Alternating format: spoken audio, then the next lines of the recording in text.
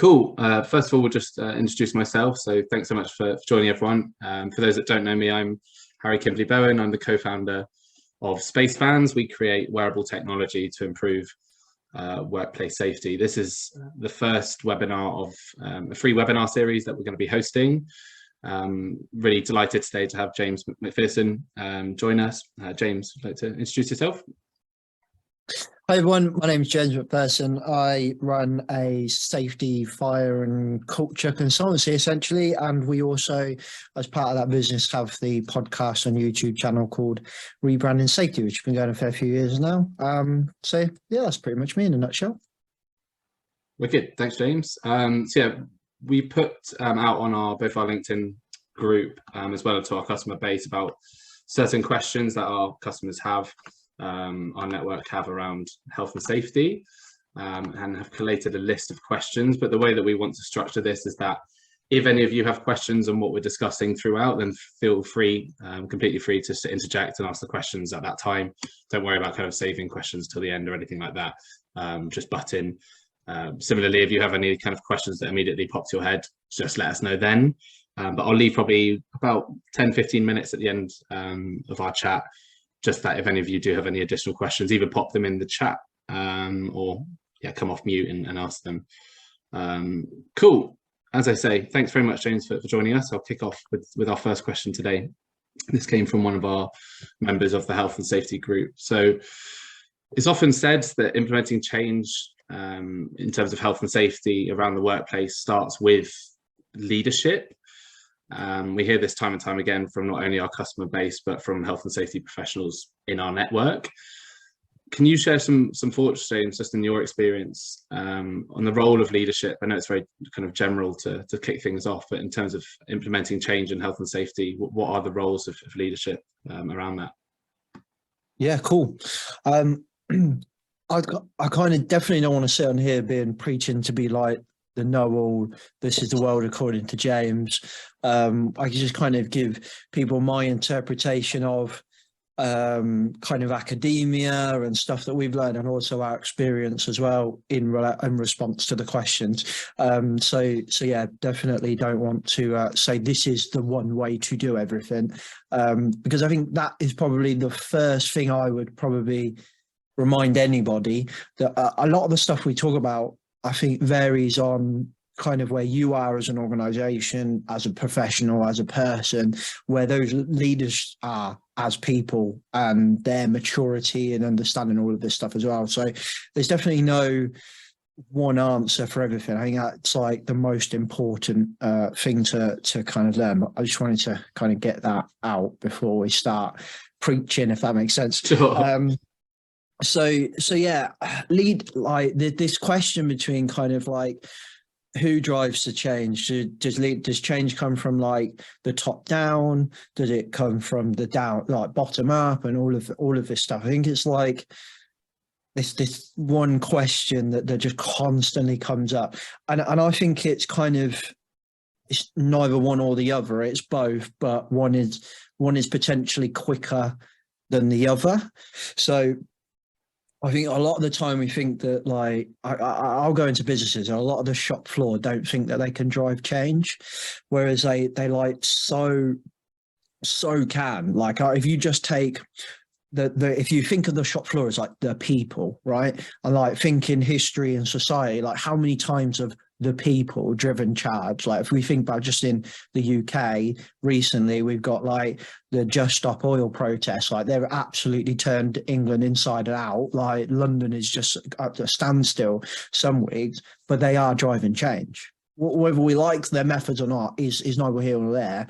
They are just normal people with no power whatsoever, but they are driving change. Ultimately, what leadership have, though, is power and resource. So they have the power to make their decisions, the power to move forward things, the money, the resource, and so on. So I do think that leadership, I think, can drive change forward faster. And I do think that they can because they can resource it, if that makes sense.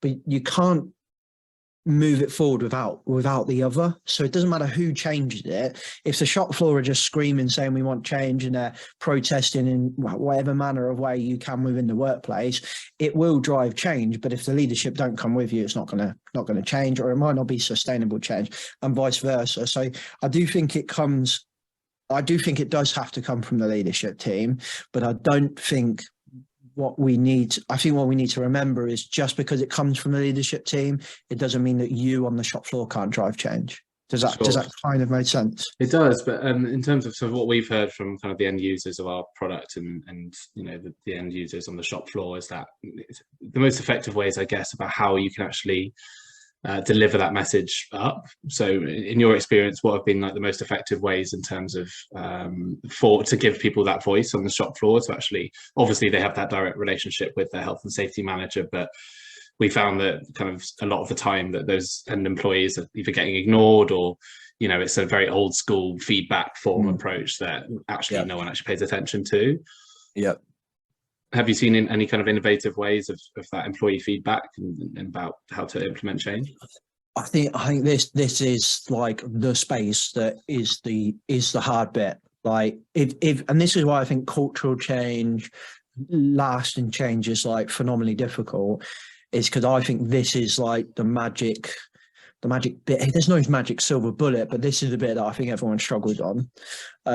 Is if I was to kind of explain how you drive a cultural change, for me is interactions, right? So every interaction you have in a workplace is like a vote to the culture that you'll eventually get.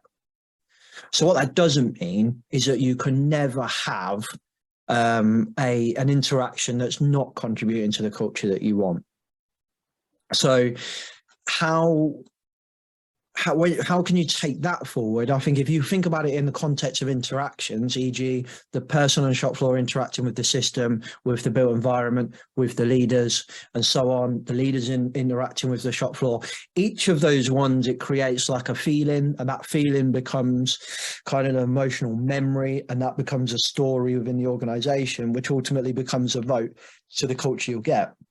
So as an organization, I think, and this is where the leadership have the power, you need to define what that core of that organization is. So if you were to take one of my kind of favorite pieces out there, or there's a comment, I'll just get the comments open so I can see what people are saying. One of my favorite kind of pieces of written kind of guidance essentially that's out there is, what's it called? The best practice guide for culture, I think it's called, by the Ethics Centre. I can send you a link, Harry, and if you want to, yeah, I'll follow up to everyone with a link. Yeah, it's a free guide, it's downloadable, and like there's loads in it, there's loads of bits and bobs you can take away, but ultimately there's one thing they talk about, kind of like the philosophical core of an organization. Now for big organizations, I think this is really, really important. For the smaller ones, you could probably get away with not having it because you kind of just say it and do it, but they call it an ethical framework, right? So this comes back to like what Simon Sinek and all of that like talk about, defining what your company is trying to achieve. And then when we start talking about safety, it's defining what safety contributes to that purpose as an organization. So there's a guy I talk to quite a lot called Stuart, who heads up the safety team for Mercedes Formula One. And on his interview, he was asked, everyone in the organization brings their 10 seconds to the car. Like, that's what we're doing. Everything we do brings 10 seconds to the car. So how does the car go 10 seconds quicker? When you head up safety, how do you bring 10 seconds to the car? Now, like, imagine being unprepared for that question in your interview, like, oh my God. But like that in a nutshell is for me where the leadership thing comes in, is defining the organization has a purpose, and then the health and safety department, the health and safety manager, maybe not even anyone in safety, the operational team, depends how you set up your safety structure. They need to define where safety sits within that ethical framework. So you have the purpose, you have some values. So like, what do you value as a company? And then some principles to help you make decisions. Now, why that is important is because I think that sets a framework. That's why they call it an ethical framework. It sets a framework for the whole organization. It helps you define those interactions that we were talking about earlier. So it helps the shop floor in a way, kind of, and this feels a bit woolly, and it will feel woolly at first, and it'll feel pointless at first, but eventually, as you keep doing it and you have more interactions, like, it will just become natural. That will define how your interactions go and happen moving forward in a way. So ultimately, when it comes to driving that change, whether it's from the shop floor or from the sharp end or the blunt end, it doesn't really matter for me. I think it's that the more people do it, the better. I think Gareth kind of touched on it here. I was about to say that Gareth is kind of, just you just got to roll your sleeves up and interact with people. So if you're thinking that every interaction that you're having is contributing to what you want to achieve, eventually it will achieve it. So I get a bit fed up when I see, like, here are the 5-step ladder to culture change. Like, it is, you're not going to you'll get to step 5 but you won't have achieved your cultural change, or at least not lasting. This stuff takes phenomenal, like, we're talking social change. Just because it's an organization, it's not any different. It's a society. Like, you can't change the society of my hometown, and it's a small town, in 5 steps. You can't, because there's so many different things going on, and it's a socio-technical system at the end of the day, and there is social and technical aspects to it. But I think if we think about every interaction that we're having, is that trying to define towards where we're going? Now, I do want to kind of touch on a really important thing. That doesn't mean you can never have an interaction that doesn't contribute to it. So it's like a voting system is the easiest way I look at it. It doesn't mean we can never have any votes red because we want blue to win, for example. It means that we need to have more blue votes than we do red votes. And I'm just picking those colours because they come to mind because I watch the news, not because I've got any political affiliation with either party. But ultimately, so if you were to say, as an example, I want to be a resilient organization, right? It doesn't mean you can't be an efficient organization, because efficiency is kind of a trade-off against resilience. Resilience is having enough capacity to deal with change and so on and so forth, and absorb change and be able to, react and move and be nimble in a way in which you can still achieve a positive outcome. And efficient is kind of just enough, just in time. So you don't have capacity. You are literally just right to the bone, no loose, no slack, no nothing. So they compete against each other. They're like trade-offs.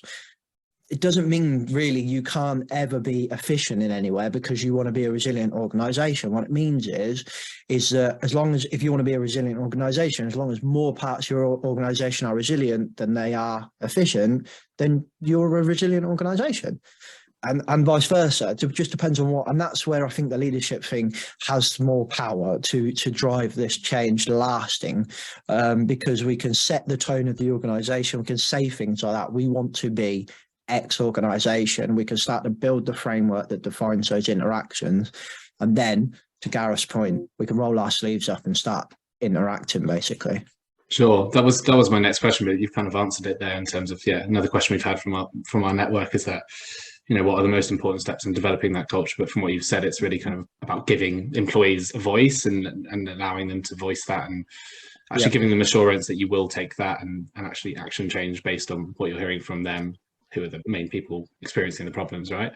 Yeah, I do think that it's interesting that this actually had kind of come up, because I've just been on a call before we came onto here with a guy who specialises in psychological safety. So I suspect most people have heard of psychological safety, but if you haven't, essentially it's like the psychological concept of somebody feeling safe to speak up. So they don't have what's called interpersonal fear. They're not scared to speak up. And safety has kind of taken this concept and mad run with it, and for a good reason, because I genuinely agree that it is one of the things we have been missing for a very long time. And I think management styles and approaches of old never really complement. I think some of the companies I've worked in was just like, psychological what? Like, it was just terrible. And it is really important, but there's a couple of things that you kind of said there. There's feeling safe to speak up, but there's also feeling motivated to speak up. And I think they're different. So I go to a lot of companies where people are proper comfortable with saying their opinion, and they will tell you, this is my opinion, good or bad, I'm going to tell you. but yet they still don't. So they feel very safe to speak up. They feel very safe to talk to a leader, but they don't tell the truth, or they don't tell, maybe not tell the truth as in they're lying or hiding something, but they don't tell you what is the reality of the shop floor, e.g. the truth of work, right? Sure. So don't. Why do you think that is? Do you think it's because they just can't be bothered because they know actually nothing will be done about it? Or Yeah. So I think there's two things that we miss when we have this conversation. There's psychological safety kind of sits. If you imagine, like, was it a Venn diagram where you got like circles and they interlock? Yeah, that's the one. Yes. So if Just you cast imagine, my mind back. yeah, if you imagine like a Venn diagram, I think you've got a circle at the bottom. Let's say that's psychological safety, right? That on its own is phenomenal and it's really powerful, but it's not enough. There's motivation, which is what you just said. I feel safe to speak up and have done year after year, but nobody's listened to me and nothing's changing. I've lost motivation. I'm just not going to speak up. Feel safe to, feel confident to, but there's just no point. There's just no point. So that's like circle 2 of the Venn diagram. Then I also think there's like clarity. There needs to be some understanding that this is my place and my role, and I am also the competent person here to speak up.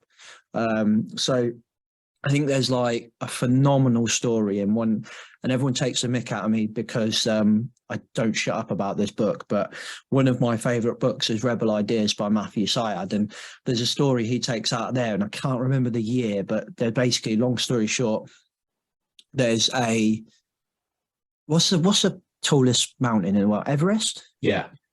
So there's like the team of people, they're climbing the Everest, and if you, long story short, you go past a point in Everest, like something goes wrong, you're dead basically. They'll leave you there. They'll go up there, long story short, and there's a pilot in this group, and there's one thing that pilots can do really, there's lots of things that pilots can do really well, but one thing that they can do phenomenally well is read cloud formations and tell you whether there's a storm coming. And the pilot in this group, who was a customer essentially, an adventurer, didn't speak up. Now, pilots are phenomenally trained in like human factors. They're confident. Typically, they're very competent people, and therefore they're very confident people. They're normally quite high on like social hierarchies, which is really important. Some cultures have really dominant social hierarchies where if you're a cleaner, you're just not allowed to speak up compared to a room of pilots and so on. And then pilots are not allowed to speak up in a room of like politicians and so on. And then some have low kind of requirements on that stuff. So all of this stuff is going on all the time, but this guy didn't speak up, and he was in like an American team where hierarchies are less impactful in those social interactions, and he didn't speak up. And I think my interpretation of the story is that he made an assumption that the person who was leading the group, who had set a real strong hierarchical tone in that group, that he would know. So he made an assumption. He didn't have any clarity that I am the person that knows right now, and I am the kind of expertise that you need to have deference to. So I do think you can have psychological safety. Phenomenal. I think it's really important. I think it's really hard to build, but also really important. You need to be motivated to speak up, and people also need to have some clarity that now is the time to speak up. And again, I think that's where leaders come in, because sometimes the shop floor don't think that they're going to be treated as the expert. So it's the leader's turn to invite them. So like sometimes it's as simple as inviting someone's opinion. So psychological safety, motivation, clarity is kind of how and I'm no expert in this stuff. I'm just kind of a book That's geek. a great analogy. But that's how I would look at it. Cool. Thanks, James. I love that analogy of that story. What book did you say that was from? That story there's a film on it, and I can't remember what it's called. I'll try and Google it. But the book is called Rebel Ideas. So he talks about loads of different stuff and pulls out like the science behind all of it. But that's just one example of one of the stories he uses as an example, if that makes sense. Cool. I've just made a note to send the link around to people after the call. Cool. Next question that we've had in is, based on your experience again, we've kind of touched upon it here, but it'd be interesting to hear your take on this. But what are the main causes in your experience about just with regard to causes of resistance when HSE changes try to put in place? What are the main causes of resistance, and I guess how can you overcome them if possible? Yeah. I think it massively changes with every organization. Like, but one of the most consistent things, particularly in bigger organizations, one of the most consistent things I come across is like, and so actually, before I come to that one, I come to one first. So in safety, there is like, and most of you will probably know this, but we've got like this whole movement towards like new view safety to which I am 100% on the bandwagon, right? The slight trade-off or risk that we've had of this whole movement is that people have become very addicted to like very sexy one-liners, right? And one of the sexy one-liners that are in it is people are not the problem, they're the solution. What that's trying to say is try and understand the context of the behaviors. There's things we can learn that exist around this behaviors, of which I think is a really important message for us to understand. So problem number one, I think that one-liner is trying to address in that we need to understand that behavior exists within context. There is always context. So there is always loads of different things that's influencing us, that's making us do stupid stuff, and so on and so forth.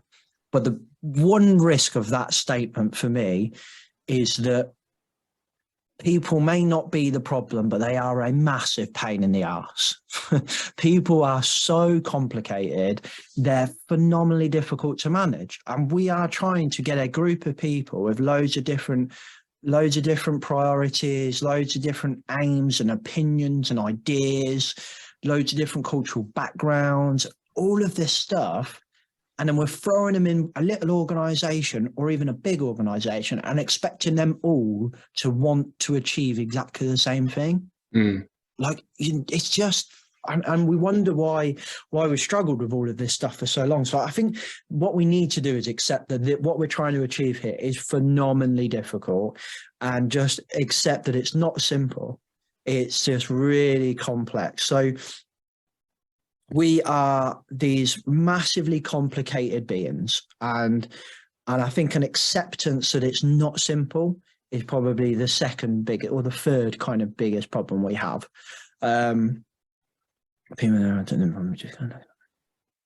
Yeah, I think again, Gareth, it's a really good point. Like, it reminds me of, so in case anyone can't see it, but Gareth put in the comments that people are also the problem. Just go look in the mirror. What are we blocking or not enabling? So kind of what my interaction kind of resulting in. I think that reminds me back to, I think it's called Batari's box, where it's like my attitude affects my behavior affects your attitude affects your behavior, which then affects my attitude, and so on. And this just kind of goes round in a circle. And I just think for me, that comes back to that interaction thing. If we're just remembering that every interaction I have, design, make, whatever, is doing something, it's having an impact. So I think for me, there's like, not oversimplifying this, like that's the biggest problem. People oversimplify it to a couple of one-liners, a couple of ladders, steps, whatever, 5 steps to cultural change.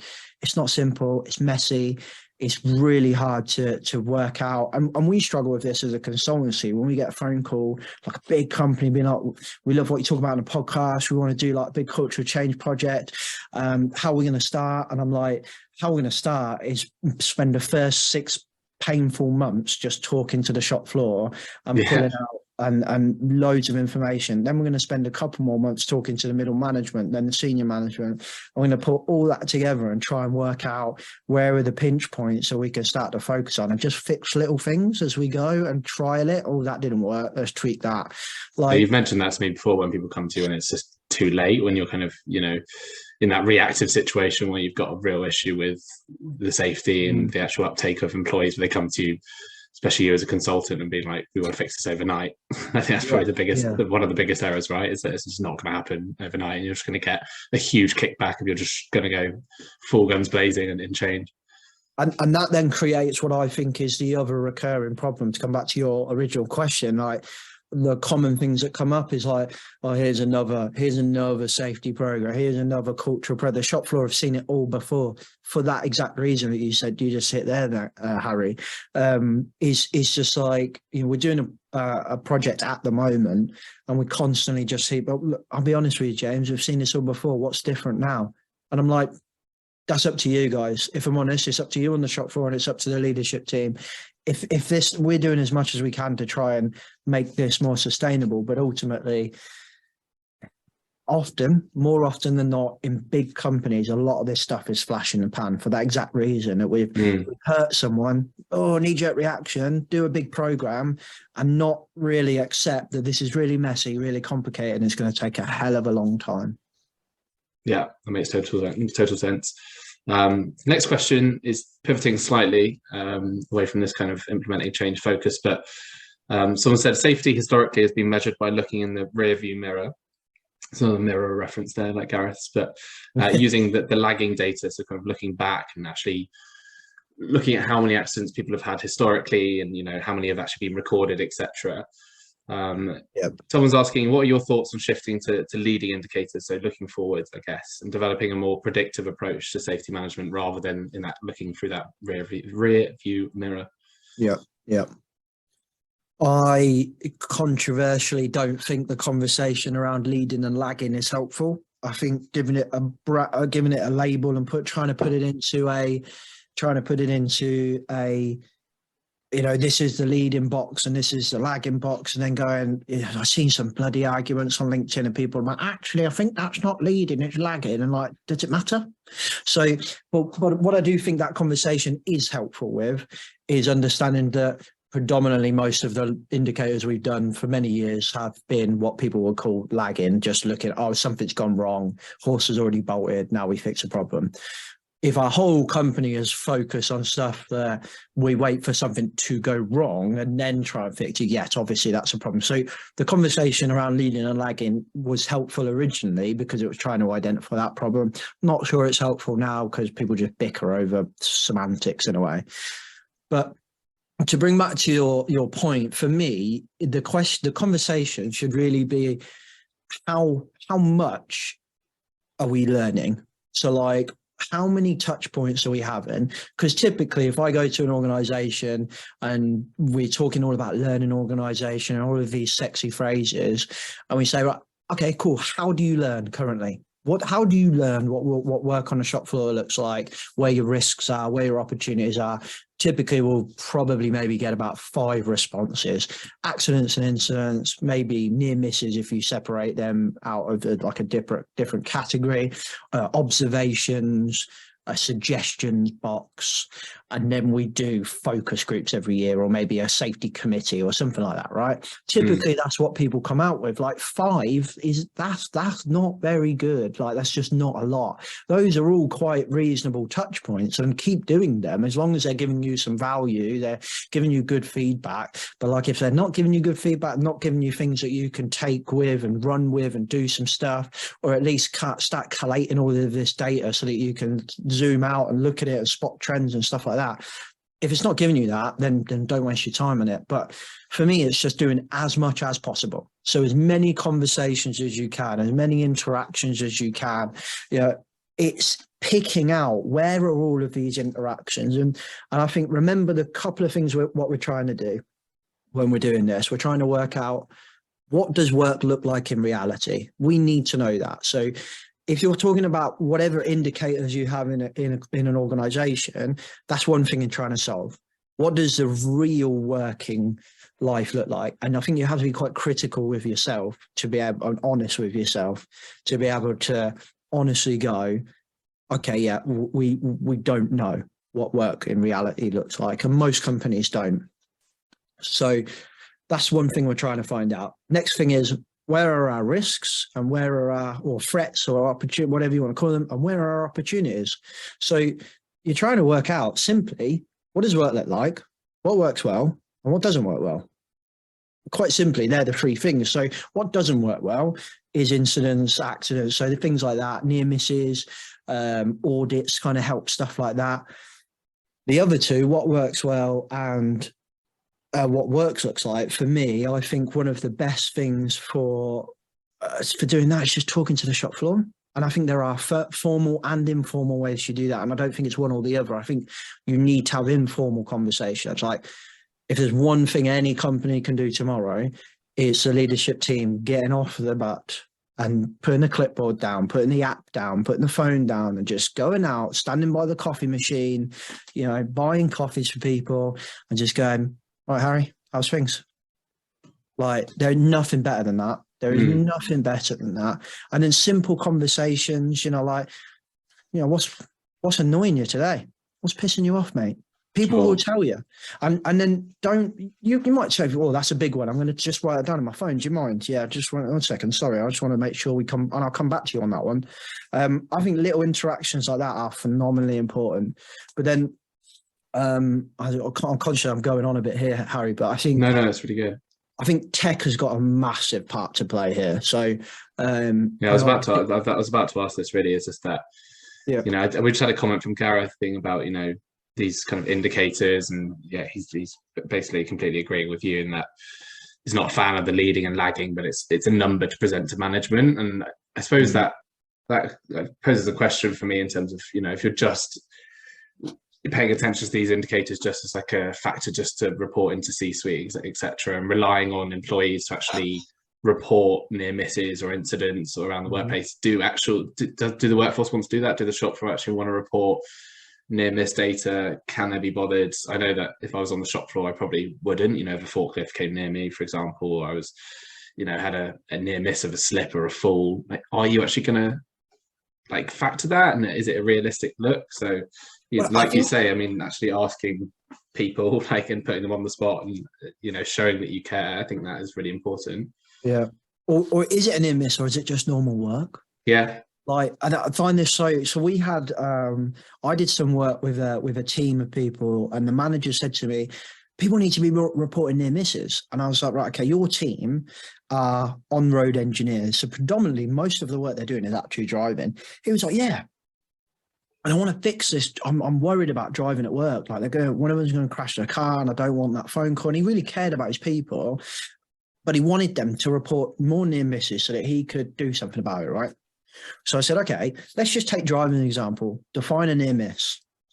And he started telling me about things like, you bumped the car on the bollard, maybe you curbed the car. And I'm like, both of those examples result in vehicle damage, right? And he was like, yeah. And I was like, that's an incident then. Yeah. And I'm playing some semantics here, really, but that's an incident. It's not a near miss. A near miss is where something nearly happened but didn't happen. Yeah. And he was like, oh yeah. So I said, define a near miss then for driving. And we were bouncing back and forth. I said, right. So for example, if I'm in the middle lane of, say, like a dual carriageway, and I'm just driving along 70 miles an hour, and some guy comes past me, boom, like 90 miles an hour, 100 miles, whatever, just goes right past me, clearly doing way over the speed limit. That's a near miss.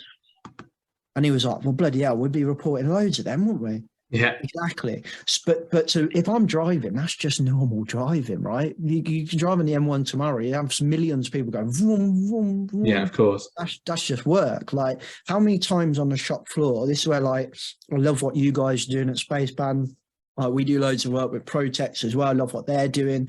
All of this stuff, but tech has got such a big opportunity to play here. Me packing a box, or let's say I'm in a warehouse, me picking some books out of a box, right? And a forklift driving close to me. That to me might just be normal work, and it's not a near miss. It's just work. And I think things like what I find really why we're quite interested in talking with you guys at Spacebands is like, if I can have a piece of tech that can tell me that 50 times a day there's a forklift within a meter of a human, that for me is better than asking the human. We're coming back to the original point of people are not the problem, but they are a pain in the ass. They're a pain in the ass because they perceive things differently, but tech won't. Tech will go, here are the facts: human, unprotected, forklift, less than a meter. Okay, I can see that's happening 50 times a day and we work 7 days a week. Okay, I've got a problem. Mm-hmm. That for me is better. And I think let humans do what humans are good at, which is just getting stuff done, solving problems in the moment, and let tech and AI and things like that do what they're good at, which is just looking at facts, building data, monitoring trends. I think that's phenomenally important. Yeah, it's interesting to hear you say that, because we had a similar response with our first, for those that don't know spacebands, we created a contact tracing device in the pandemic for businesses to use, mainly manufacturing, construction, in the workforce. But people were coming to us often too late, when they were like, we've had an outbreak of the virus, and they're going to the staff being like, who have you been in contact with over the past, 4 days? It's like, people are like, I don't know, I've got my head down, like you say, packing boxes, working around construction site. I don't know who I'm coming into contact with, but they relied on the tech that we were providing to actually have that better picture. So that kind of comes on to my next question in terms of tech. So if we are focusing on leading indicators and being more proactive and not reactive to certain situations, what are your thoughts on tech for business? You've kind of touched upon it there, that you think it being vital moving forwards, and we have heard that more and more so from our network, that tech will play a vital part moving forwards. But first of all, what are your opinions on tech? And then also, we know from experience that introducing a new piece of tech in the workplace to help with safety, you can get quite a lot of resistance, because people are happy taking along as they are. They don't necessarily, they're not aware of these near misses, therefore they don't actually know the importance of tech. But there can be a lot of resistance basically in the workforce. But yeah, what's your experience with that? I find it so introducing tech into safety, it gets me really excited and also really scared at the same time. So I think it's like anything, right? The internet, phenomenal, like such an amazing tool, and it defines all of our lives, right? I've got 3 sisters I never knew existed for a separated family. I met them because of the internet, connected with them, know about, like, so beautiful, right? But people also do some really nefarious stuff on the internet. Really dark and horrible stuff happens on the internet as well, right? So anything made for good can be used for bad. So we've got tools, right? And all of those can be used correctly and incorrectly, in my opinion. If I get a hammer and try and eat a yogurt with it, it's not going to go very well, right? And that's just making me laugh, because I used a hammer analogy in a meeting this morning and nobody got it, and then they all just started taking the mick out of me. So what worries me around tech is that the maybe not intended use of it, but what might be the actual use of it is that it just becomes another stick to monitor and whip the worker with, which is what the worker is worried about. And typically the worker is worried about tech being big brother. That's for a reason, because those interactions, that feeling doesn't come from anywhere. It comes from previous interactions within the organization. So if a worker says to me, I'm worried about big brother, there's a reason they're worried about big brother, because that's how they feel. Whether that's right or wrong is what you think as a leader, that's what we are as an organization or not as an organization, it doesn't matter. That's how that worker feels. And I suppose that comes back to literally what we discussed at the start of the conversation in terms of the culture that you're creating. So I think, it's a really, I completely agree with everything you're saying. And in our experience, different organizations differ so much in terms of that employer-employee relationship. Some people are absolutely fine rolling out a piece of tech because actually they know and trust their employer not to overstep that mark. But like you say, if you've damaged that kind of trust in the past, then it is really difficult to introduce a new piece of technology. So what are the ways to kind of mitigate that risk, I guess, in terms of actually, I suppose transparency is key, and it comes back to allowing that conversation freely between management and the shop floor. Yeah. I think, interestingly, we're doing a project with a customer where we're rolling out a piece of tech that's essentially like it's like a dictaphone AI combination, does some really awesome stuff to help. So what we're involved as a consultant to help them improve essentially pre and post shift briefs. So we're working really dynamic environments. They do a pre-shift brief, and then hopefully they'll start to do a post-shift brief, right? Which for me, I think if anyone would come back to that original thing about how do we learn, I think there are 2 things that nearly every organization should do is pre and post-shift brief. And I'll say, how did today go as planned? Yes or no? No, why? Yes, why? Did it go well? Yes or no? Yes, why? No, why? You want to learn, I think there, in my experience, there are two things that we can start doing that will change a lot of organizations. But anyway, to come back to your point, so we're rolling out this piece of tech. So our original brief, right, was we want to have these pre-shift briefs and we want to improve them and we want tech. So we went out, that was one of our brief was go and find you a piece of tech that has a dictaphone. We already pretty much knew what tech we were going for anyway. So we rang the company. You guys want to get involved? We think you're perfect for this. Yep, they did it. So we're acting as like the middleman and hopefully making it work. And we picked this kind of piece of tech. We designed some workshops to start rolling it out. Halfway through the workshops, we started getting loads and loads of like comments, concerns, worries, like not sure if it's going to work. And halfway through these workshops, I rang our kind of main customer contact and I said, I think we've made a mistake here. And I think that mistake is we've gone into solutions mode before we went into understanding the problem. Sure. So like it's like going to the doctor and being like, yeah, I've got some like itchy hands, and they're just like, boom, chemotherapy. Like, wait a minute. You wouldn't do that, would you? So like they would try and understand the problem before they give you like the most expensive treatment that they've got. Yeah. And we did that. We were like, oh no, hang on a minute. We've not spoke to the shop floor about this. We've not understood what work in reality looks like. We've not understood where the pinch points are. So for me, one of the things, to answer your question, one of the biggest things that we can do is just start looking at where our problems are. Don't pick the solution because you went to the expo last year and it looked really cool and that's what you think the problem is.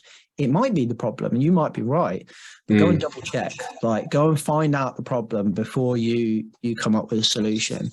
Sure.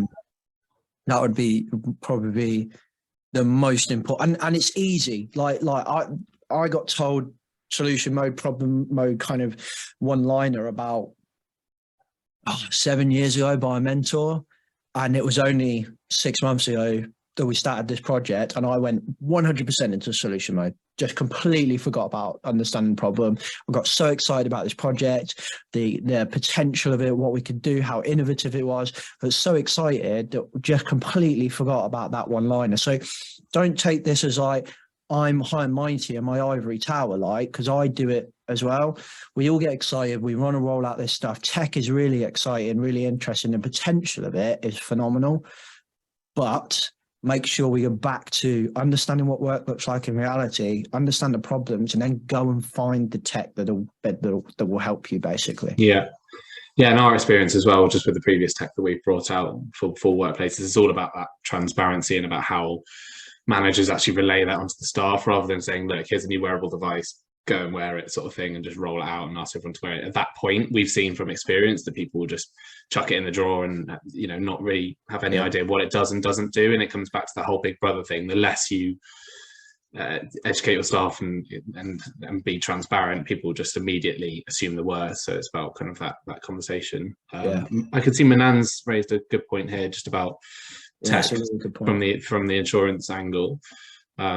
This probably links more to the C-suite. I was going to also say this because this links with my next question, which is why I'll touch upon this now. But it's interesting with health and safety tech in our experience that you see different levels of buy-in and actually different motivations to purchase technology. So again, I'll use the experience of selling our social distancing and contact tracing device. If it was an HR manager, for example, they cared lots about, or most about, kind of, how do my staff feel coming into work during the pandemic? They didn't want to see any kind of commercial return on investment at all. Health and safety managers, I suppose, also similar to an HR manager, they want to make sure everyone's as safe as possible around the workplace, but then also to get that buy-in, I guess, this links with my next question. So first of all, I'll focus on Manan's point here about the insurance angle, about how insurers are increasingly looking at predictive models rather than historical data. This links back to what we were just saying in terms of that lagging indicators that insurance companies are currently using. But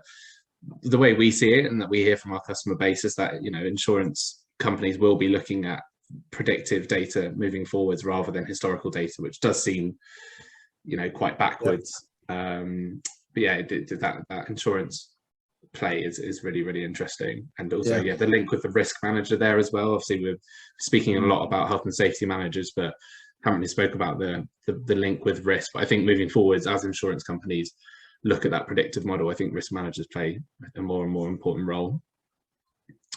Yeah, I think I find this whole kind of conversation around like commercial kind of business casing, moral casing, commercial benefits, like fascinating, if I'm honest. And it kind of comes back to kind of Gareth's other comment earlier, being compared to production and finance and sales. All got slight, very similarities, a lot of similarities in what they do, but also different, and their aims are kind of different. Insurance is different, and safety falls into insurance and then doesn't in many different ways, but the purpose is slightly different. But then the purpose is also very similar, and all of these things, they interconnect, right? Which comes back to one of the things we said originally, which was like, this stuff's not simple. Like, this is really messy.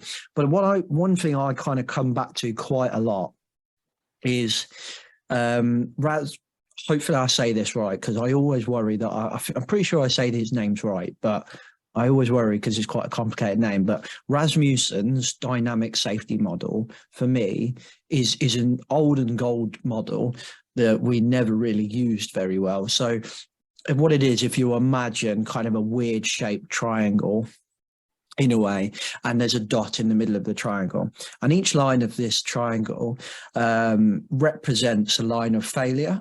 And if we go over that failure, for example, the business is in trouble, like big trouble. One line is financial or economical. One line is resource, e.g. enough people, tools, parts, whatever.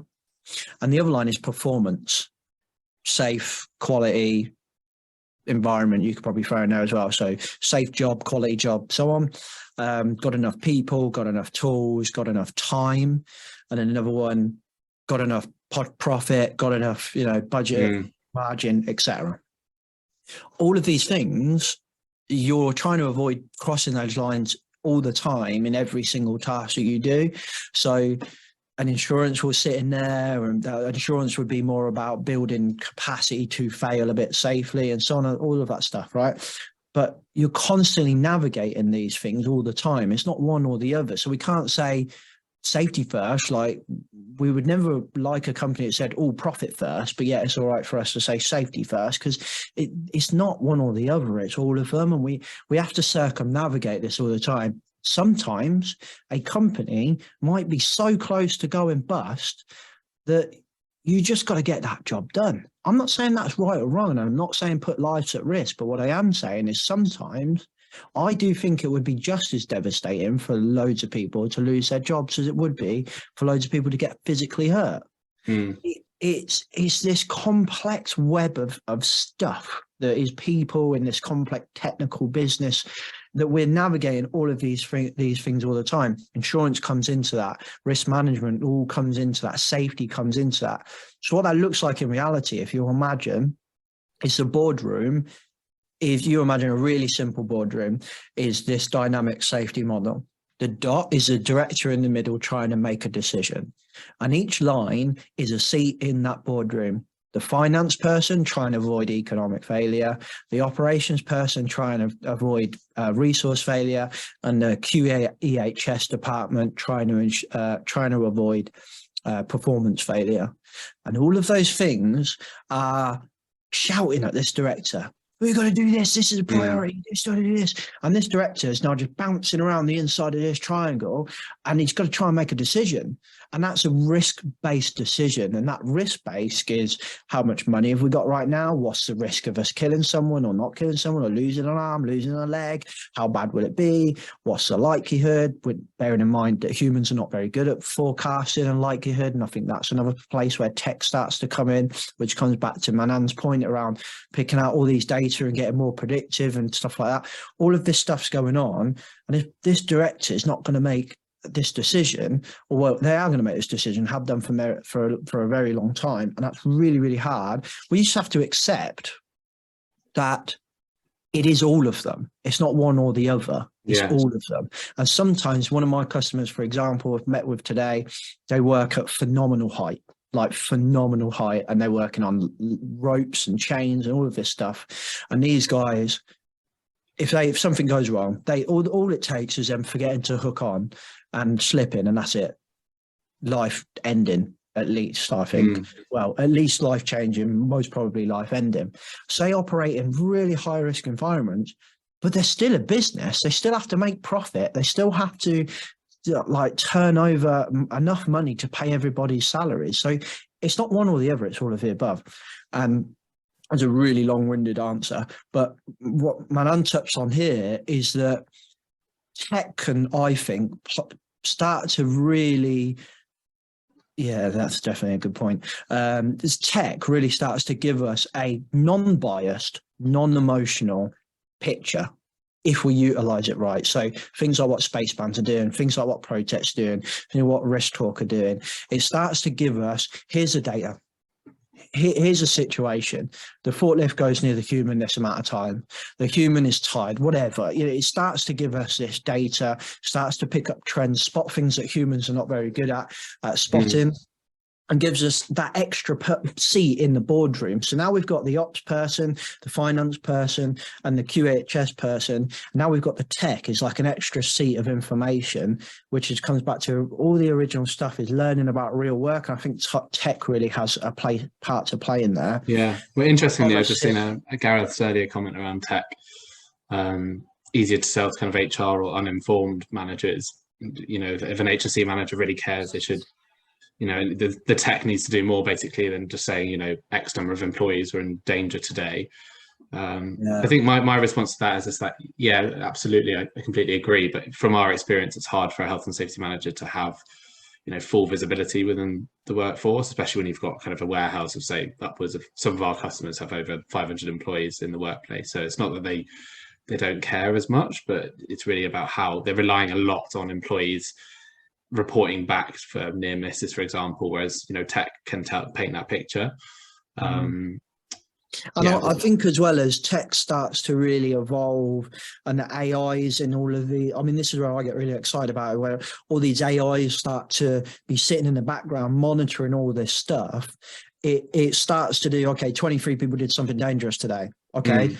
But over a year, we can start to see that actually 649,000 times somebody has done this in this exact spot every single day. So we're like, why is it that exact spot? And I think that's where I get really excited about the potential of tech, particularly learning, AI learning and all of that stuff. We can start to really pick up on stuff that we might not necessarily spot without having like a data analyst sitting in front of a spreadsheet, relying on humans reporting stuff. Like for me, it's having, I know it feels like Big Brother, but like if we can sell it as Big Brother in a manner in which is just like from a learning organization perspective, I think it gets really, really important.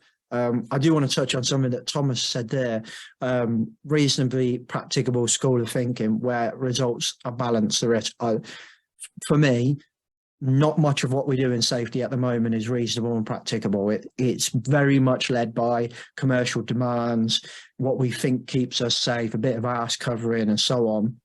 And I think a lot of what the science is trying to tell us in academia is safety is originally intended, like being reasonable and being practicable.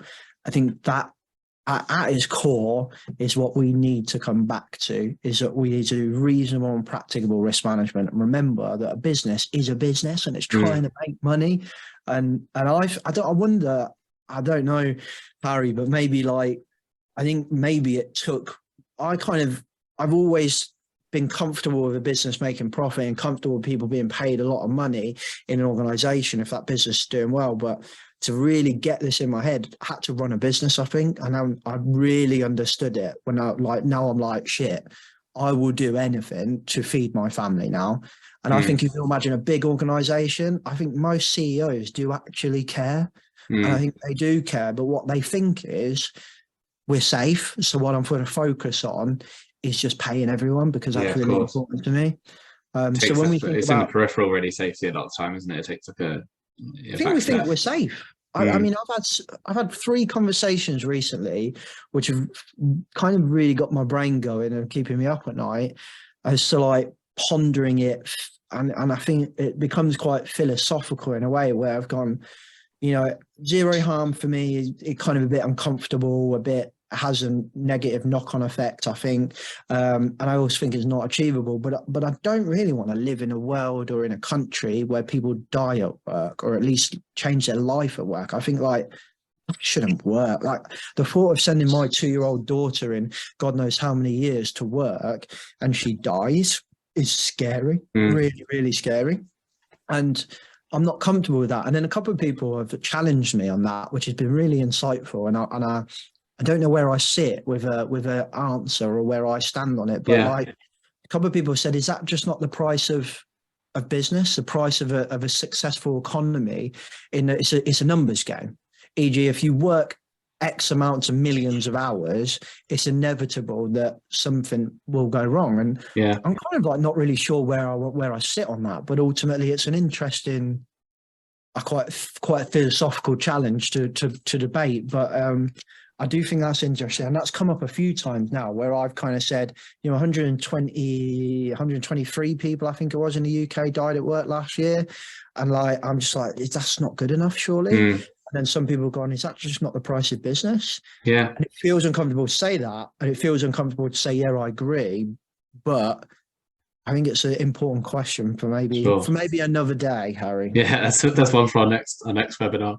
Yeah, on that note, we've hit 6 p.m. But yeah, such an interesting chat. Thank you so much for your insight as always, James. If anyone has any other questions, feel free to pop them in the chat. But I'll send around James's details in an email after this. So if anyone wants to reach out to James separately, or Riskfluent about him coming into your organization and giving advice, then I'll send that around, as well as the links that we've discussed throughout. Cool. Yeah, but thank you everyone for coming. Thanks for your inputs as well. Some really interesting points here. Thank you. It's very interesting. No, thank you so much for joining. And yeah, we'll keep you posted on the next webinars, hopefully to have you back, James. But yeah, thanks so much. Thank you. Have a great evening, guys. Cheers. Cheers, everyone. Bye. Bye.